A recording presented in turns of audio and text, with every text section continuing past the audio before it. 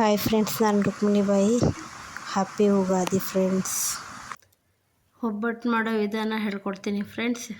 ಅರ್ಧ K G ತೊಗರಿಬೇಳೆ, ಅರ್ಧ ಕೆ ಜಿ ಬೆಲ್ಲ, ಸ್ವಲ್ಪ ಏಲಕ್ಕಿ, ಸ್ವಲ್ಪ ಅರಿಶಿಣ, ಸ್ವಲ್ಪ ರುಚಿಗೆ ತಕ್ಕಷ್ಟು ಉಪ್ಪು, ಒಂದು ಅರ್ಧ ಕೆ ಜಿ ಮೈದಾ ಹಿಟ್ಟು. ಇವಾಗ ಅದನ್ನು ಹೇಗೆ ಮಾಡೋದಂತ ನೋಡ್ಕೊಳ್ಳಿ ಫ್ರೆಂಡ್ಸ್. ಅರ್ಧ ಕೆ ಜಿ ಮೈದಾ ಹಿಟ್ಟಲ್ಲಿ ಸ್ವಲ್ಪ ಉಪ್ಪನ್ನ ಹಾಕ್ಕೋತಾ ಇದ್ದೀನಿ, ಸ್ವಲ್ಪ ಅರಿಶಿನ ಹಾಕ್ಕೋತೀನಿ. ಹಾಕ್ಕೊಂಡು ಸ್ವಲ್ಪ ನೀಟಾಗಿ ಎಲ್ಲ ಉಪ್ಪು ಅರಿಶಿನ ಎಲ್ಲ ಹಸಿಟ್ಟಿಗೂ ಮಿಕ್ಸ್ ಆಗೋ ಥರ ನೀಟಾಗಿ ಮಿಕ್ಸ್ ಮಾಡ್ಕೊಳ್ತಾ ಇದ್ದೀನಿ.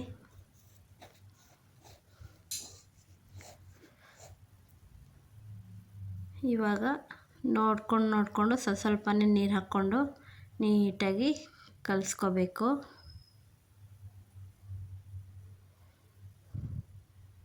ನೀಟಾಗಿ ಕಲಿಸ್ಕೋಬೇಕು, ಎಲ್ಲೂ ಗಂಟಿಲ್ದಿರೋ ಥರ ಕಲಿಸ್ಕೊತಾ ಇದ್ದೀನಿ.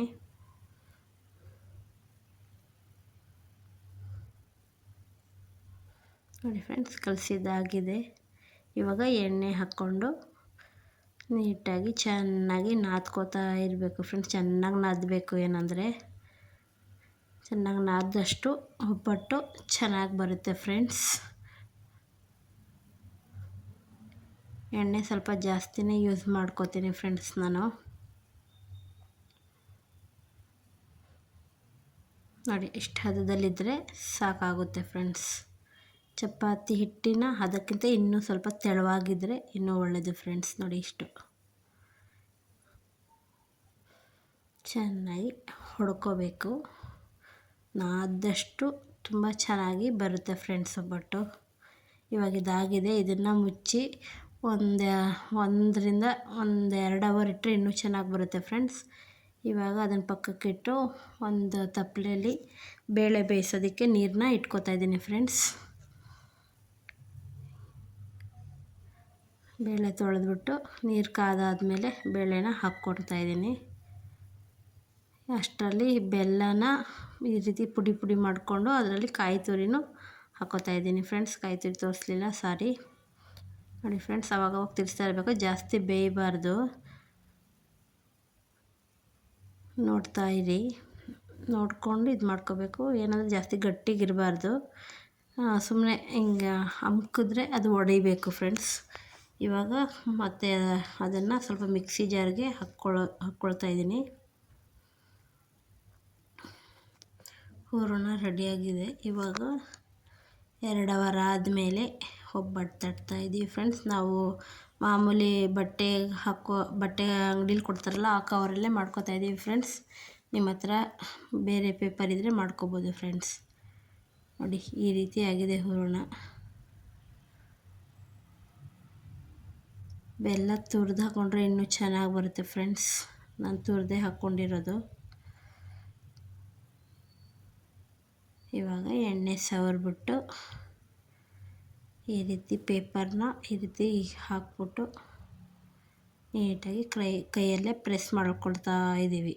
ಅದು ನಮ್ಮಮ್ಮ ಫ್ರೆಂಡ್ಸ್ ಮಾಡ್ತಾ ಇರೋದು. ನೋಡಿ, ಈ ರೀತಿ ಬರುತ್ತೆ. ಇಷ್ಟು ತೆಳ್ಳಗಿದ್ರೆ ಸಾಕಾಗುತ್ತೆ ಫ್ರೆಂಡ್ಸ್. ಜಾಸ್ತಿ ತೆಳ್ಳಗೆ ಮಾಡಬಾರ್ದು, ಗಟ್ಟಿ ಬಂದ್ಬಿಡುತ್ತೆ.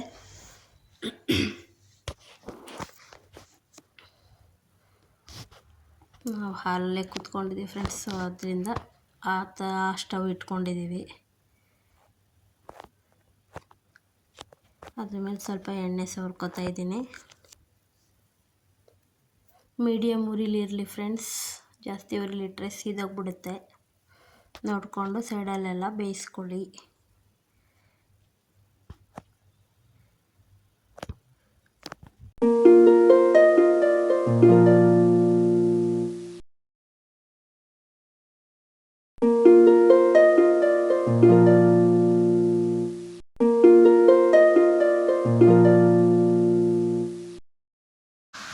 ಈ ರೀತಿ ನೀಟಾಗಿ ಬೇಯಿಸ್ಕೋಬೇಕು ಫ್ರೆಂಡ್ಸ್.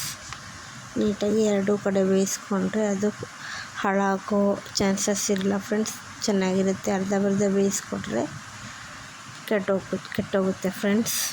ನೋಡಿ, ಈ ರೀತಿ ಮಾಡ್ಕೋತಾ ಇದ್ದೀವಿ ಫ್ರೆಂಡ್ಸ್ ನಾವು. ನೋಡಿ, ಎಲ್ಲ ಒಬ್ಬಟ್ಟುಗಳು ಆಗಿವೆ. ಇವಾಗ ಅದನ್ನೆಲ್ಲ ಒಂದು ಅಗಲವಾದ ಪ್ಲೇಟ್ಗೆ ಹಾಕ್ಕೊಂಡು ಗಾಳಿ ಆಡೋದಕ್ಕೆ ನೈಟು ಬಿಟ್ಟಿಟ್ಟಿರ್ತೀವಿ ಫ್ರೆಂಡ್ಸ್. ಬೆಳಗ್ಗೆ ಎದ್ದು ಅದನ್ನು ಎತ್ತಿಡ್ತೀನಿ. ಹಾಗಿಟ್ಟರೆ ಬೂಸ್ಟು ಅದು ಇದು ಅಂತ ಬರಲ್ಲ ಫ್ರೆಂಡ್ಸ್, ಚೆನ್ನಾಗಿರುತ್ತೆ. ನೋಡಿ ಎಷ್ಟು ಸಾಫ್ಟಾಗಿ ಬಂದಿದೆ, ಕರೆಕ್ಟಾಗಿ ಒಂದು ಹದದಲ್ಲಿದೆ friends. Boy friends, please subscribe ಮಾಡಿ.